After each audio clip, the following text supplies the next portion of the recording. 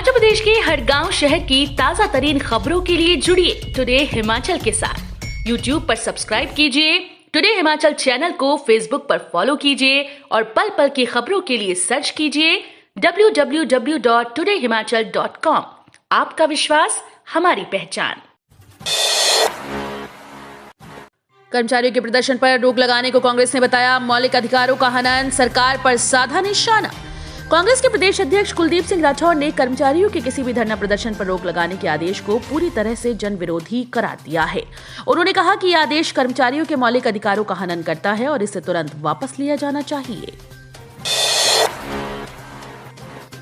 संस्कृत हमारे देश की समृद्ध सांस्कृतिक धरोहर का आधार। संस्कृत हमारे देश की समृद्ध सांस्कृतिक धरोहर का आधार है। संस्कृत भाषा को बढ़ावा देने और प्रचारित करने के लिए कदम उठाए जाने चाहिए। मुख्यमंत्री जयराम ठाकुर ने रविवार को शिमला से संस्कृत भारती के क्षेत्रीय सम्मेलन को वर्चुअल माध्यम से संबोधित करते हुए ये बात कही। उन्होंने कहा कि संस्कृत प्राचीन भाषा है और विश्व की प्रमुख भाषाओं में से एक। भारत द्वारा दुनिया को दिया गया सबसे बड़ा उपहार है। मुख्यमंत्री ने कहा कि संस्कृत को अब विश्व में सबसे प्राचीन साहित्य वाली भाषा के रूप में जाना जाता है। तेज रफ्तार कार सवार ने सड़क किनारे खड़े 10 वर्षीय बच्चे को रौंदा। हिमाचल के ऊना जिले में एक तेज रफ्तार कार सवार ने सड़क किनारे खड़े 10 वर्षीय बालक को बुरी तरह से रौंद दिया। घटना के बाद सवार कार लेकर मौके से फरार हो गया। मामला उपमंडल गगरेट के अंबोटा गांव से सामने आया। बच्चे को उसके पिता ने तुरंत अस्पताल पहुंचाया, जहां उसका इलाज चल रहा है। वहीं पुलिस को भी मामले की जानकारी दी गई। 60 हिमाचली एयर इंडिया के विमान से मुंबई पहुंचे। रूस के हमलों के बीच यूक्रेन से हिमाचल प्रदेश के 60 लोग एयर इंडिया के विमान से मुंबई पहुंचे। इनमें ज्यादातर MBBS के प्रशिक्षु डॉक्टर हैं। वहीं यूक्रेन में फंसे लोगों के बारे में मुख्यमंत्री जयराम ठाकुर ने सदन में वक्तव्य दिया कि रविवार को हिमाचल प्रदेश के 32 लोग 2 विमानों से दिल्ली पहुंच रहे हैं। शिमला में दिन भर होती रही बारिश बर्फबारी। धर्मशाला में सुबह 10 से साफ हो गया मौसम। हिमाचल प्रदेश क्रिकेट एसोसिएशन पर बारिश के देवता भगवान इंद्रनाग की पूरी तरह से मेहर रही।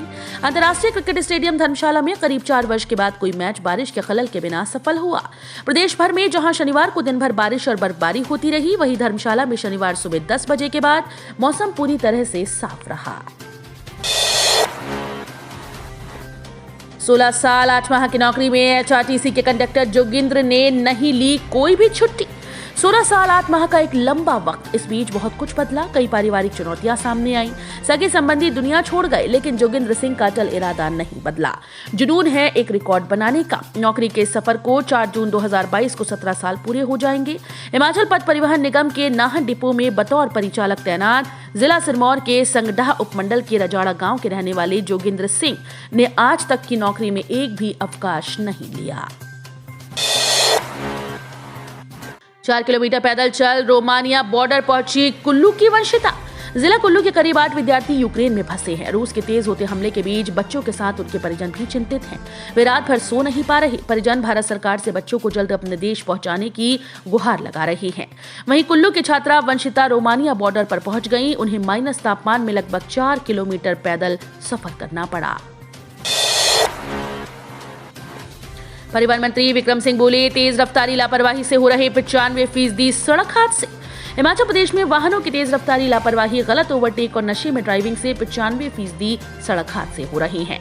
हर साल प्रदेश में औसतन 3000 सड़क हादसे हो रहे हैं। इनमें करीब 1200 लोगों की जान जा रही है और 5000 लोग अस्पताल पहुंच रहे हैं। चीन से सटे समदो बॉर्डर पर -20 डिग्री तापमान में हिमवीरों की गश्त। जनजातीय जिले लाहौल स्पीति में चीन की सीमा से सटे समदो बॉर्डर पर -20 डिग्री तापमान में ITBP के हिमवीर गश्त कर रहे हैं। 14,000 फीट की ऊंचाई पर जवान हर मौसम में देश की सुरक्षा में डटे हैं। ITBP ने जवानों का गश्त करते हुए एक ऐसा वीडियो शेयर किया है। लाहौल स्पीति में पिछले 5 दिन से लगातार बर्फबारी हो रही है। घाटी के कई हिस्सों में लगातार हिमखंड गिर रहे हैं। वेतन विसंगतियों और OPS के लिए गरजे सैकड़ों कर्मचारी की नारेबाजी। संयुक्त कर्मचारी महासंघ के बैनर तले टाउन हॉल हमीरपुर में कर्मचारियों का महासम्मेलन आयोजित हुआ। सम्मेलन में वेतन विसंगतियों और पुरानी पेंशन बहाली को लेकर प्रमुखता से मांग उठाई। सम्मेलन के बाद सैकड़ों कर्मचारियों ने ऐतिहासिक गांधी चौक की तरफ कूच किया और यहां पर भी कर्मचारी नेता अपनी मांगों को लेकर खूब गरजे। सिरमौर के इन 6 अधिकारियों व कर्मचारियों को मिलेगा पुलिस सेवा पदक। हिमाचल प्रदेश पुलिस महानिदेशक ने प्रदेश में बेहतरीन कार्य करने वाले अधिकारियों और कर्मचारियों के लिए उत्कृष्ट सेवा पदक और अति उत्कृष्ट सेवा पदक की सूची जारी कर दी।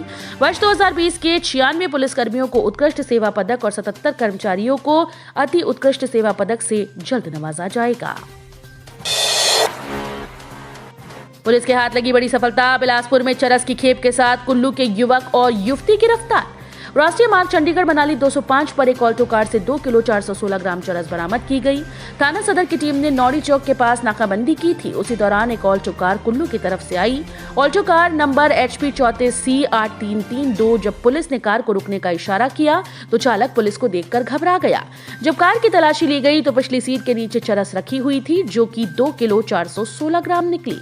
इस मामले में एक युवक और युवती को हिरासत में ले लिया गया है। किन्नौर जिले में प्रधानमंत्री फसल बीमा योजना की शुरुआत। कृषि और किसान कल्याण मंत्रालय भारत सरकार द्वारा आरंभ की गई प्रधानमंत्री फसल बीमा योजना के तहत मेरी पॉलिसी मेरे हाथ के अंतर्गत उपायुक्त किन्नौर आबिद हुसैन सादिक ने किन्नौर जिले के कल्पा उपमंडल के कोठी गांव के किसानों को फसल बीमा पॉलिसी वितरित की। उन्होंने जिले के सभी किसानों और बागवानों से भी आग्रह किया कि वे प्रधानमंत्री फसल बीमा योजना के तहत अपनी फसलों का बीमा अवश्य करवाएं, ताकि यदि जिले के बागवानों को प्राकृतिक आपदाओं जैसे सूखा, अत्यधिक वर्षा, अधिक व कम तापमान, ओलावृष्टि आदि से फसलों को नुकसान हो तो उसकी भरपाई हो सके। तो ये थे हिमाचल प्रदेश से जुड़े हुए आज के ताजा तरीन समाचार। उम्मीद करते हैं आपको जरूर पसंद आए होंगे।